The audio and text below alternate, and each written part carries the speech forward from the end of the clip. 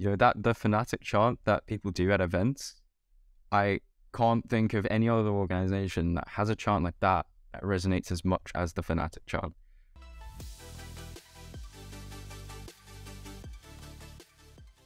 So hi everyone, thanks for joining. And first of all, I want to thank you, Adrian, for joining me today. My pleasure. So for those of guys who don't know, Adrian is the membership manager of FNATIC. And if you are a FNATIC fan like I am and you are in their Discord server, I'm pretty sure you have seen him there. So it's a great pleasure to have you on my YouTube channel. Pleasure to be here. I love doing these things. So yeah, thanks for having me. To start off, can you tell us a bit about your background and how you got into esports? Yeah, so originally I am from Malaysia, not from the UK. I came here when I was 12 years old. I went to boarding school, and I think the esports thing, the way I got into esports was much more of a hobby turned into a dream. When I was in school and studying, I tried my best to get my foot in the scene. So I started out as a actual League of Legends team manager in like academy leagues. I actually was one of the managers that was competing against FNATIC Rising when they were in the NLC. So, I was on an organization called Enclave. Big shout out to them. Anyone from there watches this was a really big part in my career. Then I joined My Insanity in Prime League. So I do have a League of Legends like esports performance background. I think after a while, I did have a decent career progression. It was going positively, but I think I just wanted to try something different within the industry. I actually at one point was like potentially going into player agency. I was actually like contracted with a company called SEG. And they, like, funnily enough, they're one of their clients is Fasha, who's actually a CSGO player. So, yeah, there was a small link there, but, whilst I was like under them, I got this fortunate opportunity to come to FNATIC and I had to take it. So, yeah, that's my esports background. Small overview into it, at least. So, yeah. So, transitioning to the next question directly, like how did you get into FNATIC specifically? Well, so, I had a bit of a situation at my previous job. So I worked in like this kind of like retail / service / it's like an esports arena cafe, do events and like pay to play situation, whatever. Kids' birthday parties, those are my favorite. Yeah, I was part of that. My store was doing great, but an unfortunate situation with the landlord. They didn't want the store anymore, and yeah, so we were in this like process of like our interviews to see where they're going to move employees from that place to different branches in the UK. I saw an opportunity for a memberships manager position in FNATIC, and in my last job we ran memberships as well, and that was before I joined, the branch I was with struggled a lot with memberships. When I joined, it got a lot better. I'm not saying I'm the sole reason for that. We had a great team. Shout out to Finley and Tom. Yeah, but yeah, that was I saw that and I was like, oh, it's kind of similar. It's just much bigger fan base, much bigger project, much bigger company, but wanted to say challenge. I got very lucky that they liked me, I guess, and yeah, got the gig. So here I am. I guess it's I'm pretty sure it wasn't just luck, right? Yeah, it's never just luck. Yeah. What was your first experience when you joined FNATIC? Like being from, okay, I know that you have been following them before, so what was the experience being inside the team? Oh, it was crazy. Like, when I say I'm a FNATIC fan, I'm not kidding. Like, I could tell you some things that some hardcore fans don't even know. I've been following the team since like, not since the beginning, but since very early days. And yeah, like, honestly, I know so much about like the esports history of the organization. I used to watch their Heroes of New Earth team, just for context. You know, you're probably like, what even is that? But exactly.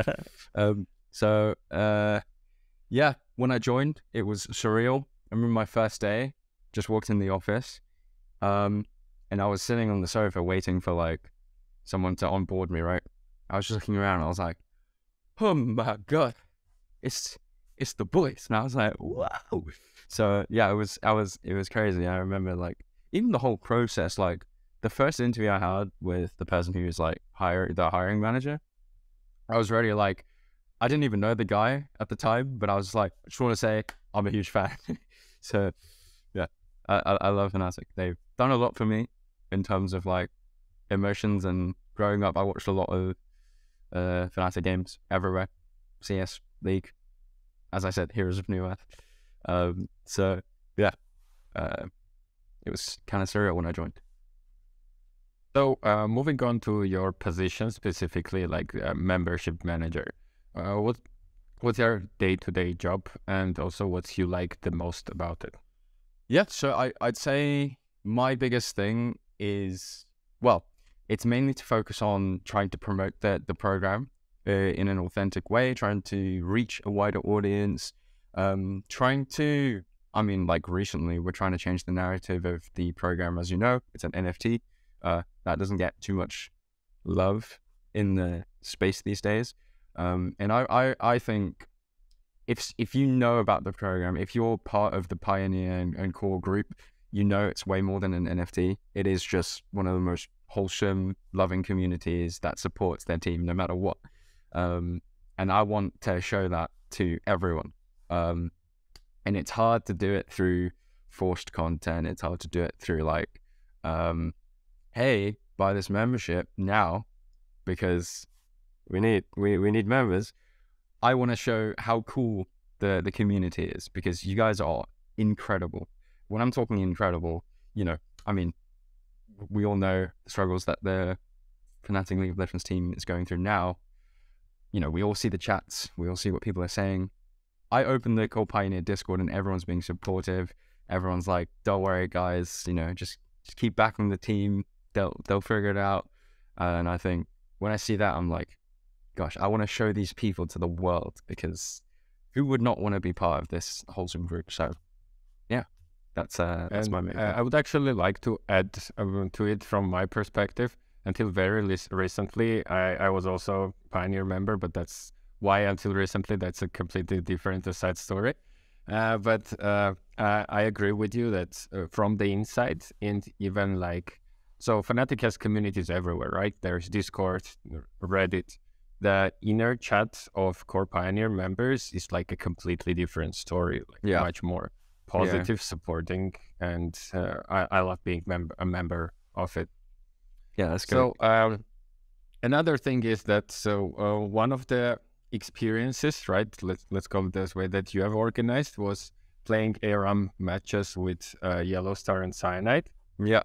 So I was a part of it, and it was amazing. So from my perspective, just doing that was totally enough for the rest. Like, so it was worth it from that moment on. Yeah. But what do you think is the best experience that you have created for the members, or maybe an event? So I actually think, you know, a lot of things are planned in advance with the members, but in my experience, the best things I've done, very, very much like what you just mentioned, has been things where I'm just like, I'm sitting in my room, I get the sense that, like, you know, let's say there's an unfortunate run happening in our pro teams, or something's happened that the fans are, you know, unhappy, or if there's a dead period off season, fans are bored, I'll just be like, I need something to lighten these guys up, maybe something to shout out about on socials,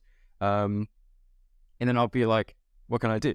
And this was an example of, like, you know, I was fortunate that I had a small connection with Yellow Star beforehand, with my esports background, so I reached out to him, and then I had no connection to Cyanide, but that was a shot in the dark, but it hit, which was, I'm so grateful to both of them for doing that. It was just last minute. And then, like, another example is when we went to Malmo at LEC finals. We had this after party, we had the expo, and there was no sort of super hardcore plan or, you know, in place, you know, idea to do something with members. But I was like, what if at the expo I create this like members quiz? I'll go get jerseys signed by the entire League of Legends team, use that as the prizes, because that was like, what better way to shout about the program than to just do something in person? People will come up and like, what's this quiz that you're doing? I'm like, oh, it's for FNATIC members only. And they're like, oh. And I actually remember someone actually bought a key because of that. So it did work. So that was cool. So yeah, things like that where it's like, what can I do to get the people excited or to do something that is worth shouting out about, I think is what has been my favorite parts about the membership.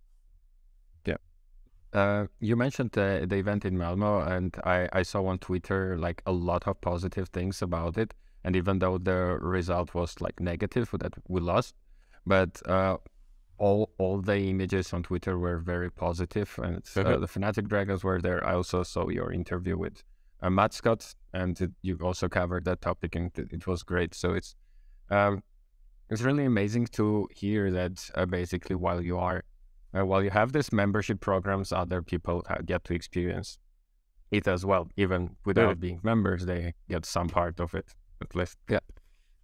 So my another question is like, so you thought of an idea and you organized it. How do you define that it was successful? Do you have like any ways of measuring it, or it's just like? I think for me, it's like knowing if the people are happy. I know there's, obviously there's an expectation to make money, to meet certain demands, but for me, I've realized something with the members, right? If we do cool things with the members, they will shout out about it. If we make a good loot box, like when you made that video, this is exactly what we're trying to do. If we make you guys happy, you guys will naturally want to talk about it. You'll naturally want to do something on socials, be like, "God, oh my gosh, I feel so great to be a member," or like, I'll use the giveaway at Malmo, the members sort of quiz thing. I remember he's a classic name within the community, Fresh Banana. Fresh Banana. He won one of the signed jerseys, and the smile on his face walking around with that signed jersey around the expo, I saw it, and I was like people will look at that, him having a signed jersey, and be like, how did he get that? And then people will start coming up to us like, hey, I saw a guy with a signed jersey. How do I get one? And then I can start the conversation. Funny you mentioned that, because there's this pretty cool program where he got it from. So yeah, that's that. So you mentioned how successful your face-to-face event in Malmo was. Yep. So my next question is like, since of course this one is specifically about League, but the League team and like the studio, ILC studio is in Berlin. So doesn't it cause any problems for you, or maybe a lost opportunity more than a problem? It definitely makes things harder to do things, especially since like it's always easier to do things when it's planned ahead. Unfortunately, my best work comes when it's a bit spontaneous. Sadly, it's something I'm working on, of course. But yeah, I think that definitely makes it hard. But of course, it's not impossible. They're just like, it's more like I just need to adapt to being more, plan ahead. And, it's like improve my organization a bit. It'd be a bit less like, if I get an idea, start like creating the plan for it, instead of just like get the idea and like, oh my God, I want to do it now kind of thing, which is, if that's a great results, obviously, but it's not the best way to do it. So, yeah.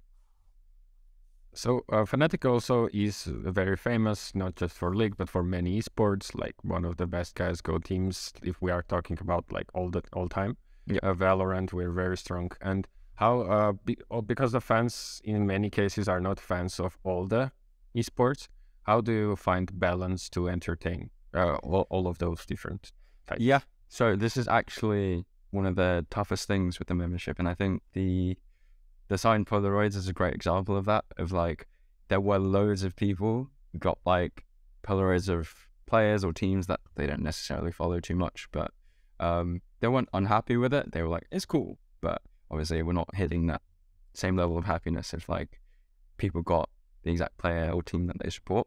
So I think I would say the best thing is, okay, I would describe FNATIC has this effect on esports fans because I think usually esports fans follow a team because of a player that joined that team. I don't want to throw names in the hat, but you could support a team because of your favorite mid laner, for example.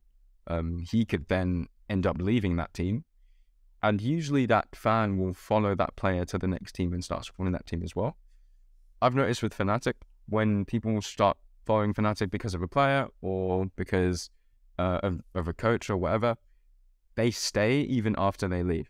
They keep supporting the brand even after they leave. And you'll find this thing as well, that they might end up supporting another team, but they'll still support FNATIC in the background. Like, what that does, it means that we can have access to introduce them to other games as well. I know a lot of the core and Pioneer gang, majority of them are League of Legends fans, but I can see slowly they're starting to watch Valorant games, they're starting to watch CSGO games. They see Boaster's great personality, they're introduced to that, we shout out about it. It might not necessarily interest them to the maximum, but we show, hey, look how funny this Boaster guy is. CSGO, Valorant, kind of similar. So you can draw kind of similarities in there. It's like if there's a CSGO fan, like, have you seen our Valorant team? Check out this clip, or like blah blah blah, stuff like that. You can merge everyone's the fan base together and create a really cool community. So yeah. So you mentioned that when people come to FNATIC, and even if they are coming for a specific player, they stay. Why do you think that's happening with FNATIC specifically? I think what's the magic behind it? What's the magic? I think actually FNATIC has this like effect with fans, and I think it's not something that any other organization does well. It's like when you're part of a FNATIC fan base, you feel special. You feel like you're in this elite or ridiculously passionate fan base that no other organization has. That the FNATIC chant that people do at events, I can't think of any other organization that has a chant like that resonates as much as the FNATIC chant. All it takes as well is 2 to 3 people, like the after party. The amount of times I would just be like quietly FNATIC, and then everyone would start following along and start the chant. I'd be like, what other team does this? Like, no other team has this like effect. And I think it's just the impact and feeling it has on fans that support the team, win or lose. This whole like the hashtag always FNATIC. It's so simple, but I love it, and it's so powerful, so meaningful as well. So I think that's what keeps fans staying. It's what's kept me staying a FNATIC fan as well. So yeah, just love the passion behind everything. See it. It's amazing to hear that from a fan's perspective, from the people inside the team as well, that you share it, even though, as you said, you started as a fan yourself. Yeah, of course. So the next topic I wanted to discuss is the negativity towards NFTs, like you mentioned. So because I'm from I'm not a technological person. I'm not a coder or anything, but I am in tech world. Yeah. So I do 100% understand why NFTs can be beneficial for membership programs. But sadly, majority of esports community doesn't. And I see all of this negativity. Even it was with G2 when they've just announced that they are going to collaborate and have an NFT-based video game. I think it was an MMO or something like that. Yes, in the end, it ended up being a disaster, but even from the very beginning, fans were very negative about it. Yeah. So what are some of the things that you do to try to fight that negativity? So I think, I can't speak for other NFT programs, but I mean, if anyone has seen that AMA video that had Sam, Josh, Yamata Cannon, and one of our creators, Power, I think what Sam said, like, the reason it is on blockchain, the reason it is on NFT, is he wants our members to be the value creators. He wants to give back. He give power to the fans, basically, so that, you know, they can sell their membership off if they want to. So I think, of course, it's an NFT. There's a bad reputation around it, but I think the I guess deeper meaning, or the reasoning behind why our membership is on an NFT, it's something that, you know, for me, it's giving back to the people that have given us what we've had for however long we've had it for. I think that's a beautiful thing. I don't see, you know, again, not to say other organizations are doing things wrong, but I don't see other organizations doing that. And of course, like, yeah, the best ways I would say to fight it, you know, that hasn't necessarily resonated widely, is just to show that our fans are so happy. I think the smiles on our members' faces whenever we do things, or like the cool perks that we have for them, you get like personal video messages from our players. You get to play games with them. Like, people love Pete, for example. Everyone loves Pete. What a legend. And it's like, you know, a simple thing of like, just 4 members get to queue up on League of Legends with Pete, and they get so happy. They love that. And it's like, sure, it's an NFT. NFT has a bad reputation. I mean, a lot of it, people don't necessarily do too much research yet. They just form an opinion, but it's whatever. But nonetheless, it's all about community with our membership. If you see all the things that we don't do anything that attempts to harm the world, harm the globe. You know, it is just a way that we can give back and give value to our fans. But more importantly, it's all community focused. It's all to reward the hardcore fanatics for just continuous support. And, you know, as I said, if you saw what I saw with this community, with all the support that these fans give us, why would you not give back to them? You know, they deserve it. So yeah, that's what it's about. So can you walk us through your typical workday? Yeah. And like, what are some of the responsibilities that you handle daily? So it actually varies depending on what's coming. So if we have claim launches coming up, the biggest thing internally is how can we shout about this without getting hate about NFTs, basically, which nowadays has become easier. But I think before I joined, there was a lot of like the narrative was focused around this digital aspect, digital vibe, but it's now changed because we've done activations, we've done things with fans now. We can share that. Like, for example, the Pro Kit shoot, we invited members to be models of the Pro Kit. And this is one of the launches where I get involved, of bringing the members in, you know, so kind of figuring out which members are going to shout out about this the most, who's got the best personalities on camera, etc. And another example is we've got Jersey Claim coming up with a plan for that. I don't want to reveal too much, but it's a pretty cool plan that I have. I'm working closely with one of our creative producers. Her name's Sarah. She's great. Shout out to her. And yeah, we've got this really cool idea, and it's going to be amazing. It's one of those things where it's like, this is exactly how we want to shout out about how cool this program is for the fans and for the members. And yeah, so, you know, planning how to talk about it to a wider audience without getting hate from NFTs. Things like personalized video messages, right? How can I think of a way to not just like, oh, here's the perk, here's your message. How can I think of a creative way to, you know, share it on social media, but also direct it to to members? And it's like, oh, we have an Always FNATIC account on Twitter. It's probably not the highest or similar level amount of engagement that the main channel gets, but it gets decent numbers. Like we're in the thousands. Just post it, tag the member, tag the pro player, and you know, it has a good effect. People see that, they're like, wow, that's cool. You know, off the back of that, people have, you know, DMs going like, how did that guy get that video message, and simple things like that. And then there are also days where I have to spend basically 3 to 5 hours just sitting on the Discord channel, replying to messages. It's one of those things where it's not my main focus, but I would say if I don't do that, then I'm not hitting my personal priority of being there for the members when they need it. With a team like FNATIC, there are highs and lows. Whenever there are lows, you need someone there. Oh, I at least think you need someone there to make people smile or to make people heard. I think there's a lot of power in responding to fans whenever they're upset. It doesn't matter what you respond, just get back to them.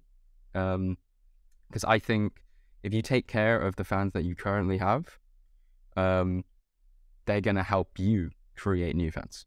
So yeah, some days I am just on Discord typing away to responding to messages. Sometimes people are like, I don't know how to close my box. And I'm like, okay, let me help you, kind of thing. It doesn't get shown out. It's not like something that people see, but to me it's important, and it's I think it helps create a positive sentiment within the group. So yeah. I guess it also helps you like to understand the members better, right? Just in terms of research. Exactly. Like one of the things as well, people within the company, if there's like something to do with fans, or like if we want to give tickets out, they do ask like, hey Adrian, you seem to have worked a lot with fans on giving things out to them, or what's the best way to communicate with them, how should we do it? I think it's something that I've understood very, very well, and I've understood that esports fans, sometimes all they want is transparency. They don't actually care if you've messed up or if you've succeeded. They just want transparency, and there's a certain way to portray that to them. And so that's definitely one thing I've learned as well. What do you think are your most important skills that make you successful as a membership manager? Well, firstly, I wouldn't say I'm fully successful, because it's a hard one for sure. But thank you if you think so. That's why I'm asking the question. Appreciate that. I have a great team. It's not all me. I think. Wait, sorry. Was the question what do I think has made? Yeah. What do you think are your most important qualities and skills that make you successful as a membership manager? I think being a people person is super important, because I would like to describe myself as like the bridge between the voice of the core fans and the company. And a lot of times in meetings, all I would do is share what some of the fans have just said to me. There have been times in meetings where I just say an idea that a fan has said, and then everyone in that meeting is like, that's a good idea. And so I'm like, yeah, you know what, maybe sometimes we can listen to them, especially the hardcore ones. And it's not, I don't always directly take word for word what they say. I take what they say, try to upgrade it a little bit to something that makes more sense, because obviously esports fans are super passionate. Sometimes they don't take into account the bigger picture. So I'll just twist a few words and rework it to make it more viable as an idea or a pitch, and then I will, suggest it as an idea, and then usually works out.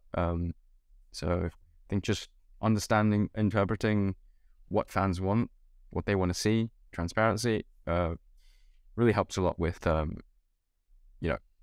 having the qualities to, I wouldn't say be good, because I don't like complimenting myself, but to do a job like this, I guess. Yeah. So I think you are doing a great job at it, first of all. Thank you. And to move on to the next question, what do you enjoy the most in your job and being in esports in general? I think what I enjoy the most is being able to represent a brand that I love. I love this team so much. Being able to represent it in the way that I do is amazing. We had the Valorant watch party last night, and just putting a smile on people's faces when we did giveaways, that's like such a rush to me, and I love that. I love being able to, because these guys, right, they do anything for a jacket or like a small FNATIC accessory, and then you know, being able to just like instigate that, just to be like, you know what, buddy, we appreciate the support. Here you go. Take this, you know, a small thing like a coaster or like a, you know, those stress balls, right? And things like that.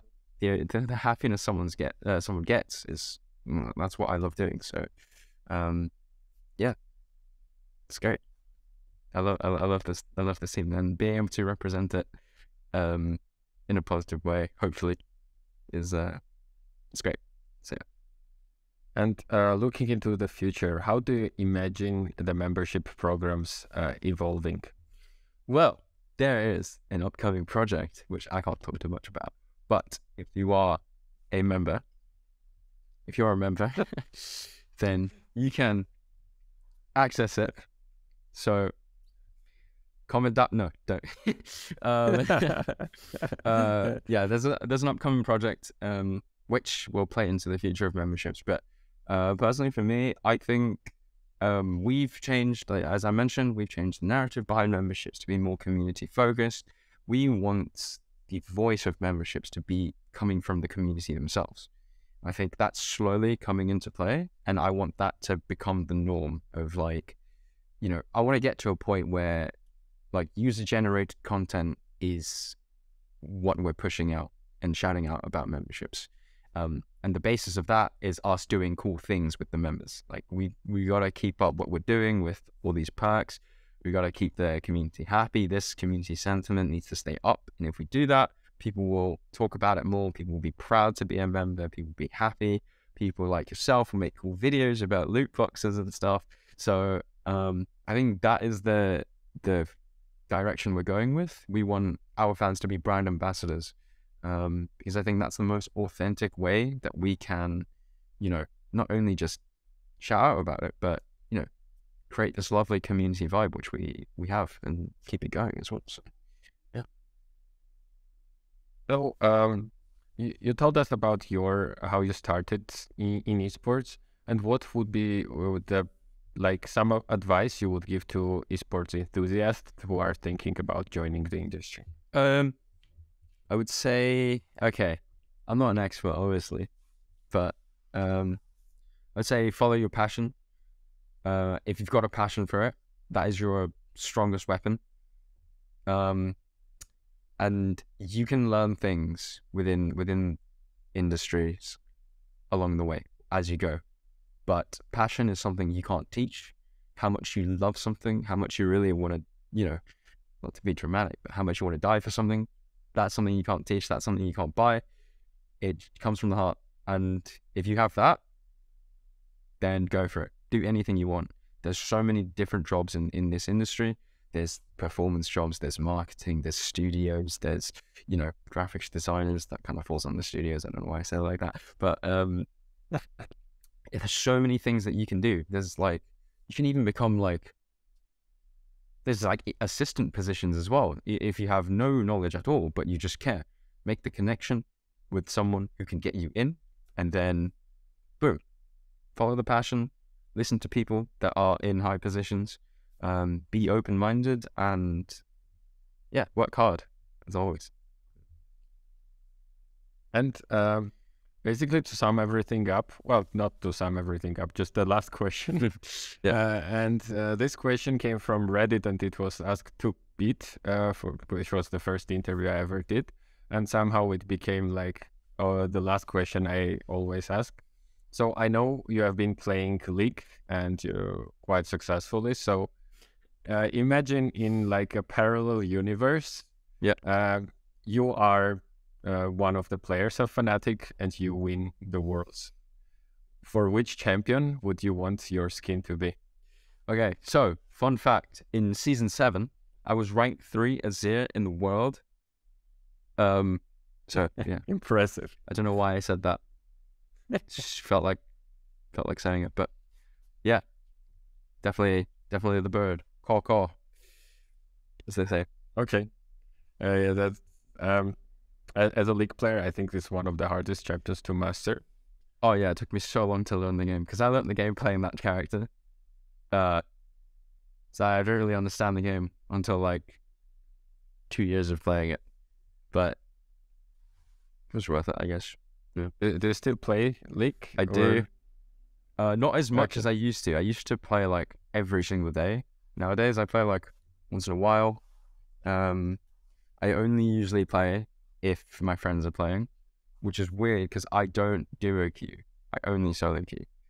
So I don't play that much solo queue. I only like if I see like a decay signal on my client, I'm like, okay, this weekend I'm gonna put the diamond. But usually it's like, oh, a friend messages me. Okay, I guess I'll play kind of thing. So. Okay, so this was all from me. And once again, thanks for joining. It was a pleasure to talk to you and hear more about your job and more about FNATIC as an organization. Yeah, thank you so much. And thanks so much for your support as well. We really love these things. Yeah. Thank you. Hey, Arek here. I hope you enjoyed the video, and please don't forget to subscribe as we have more videos about esports coming weekly.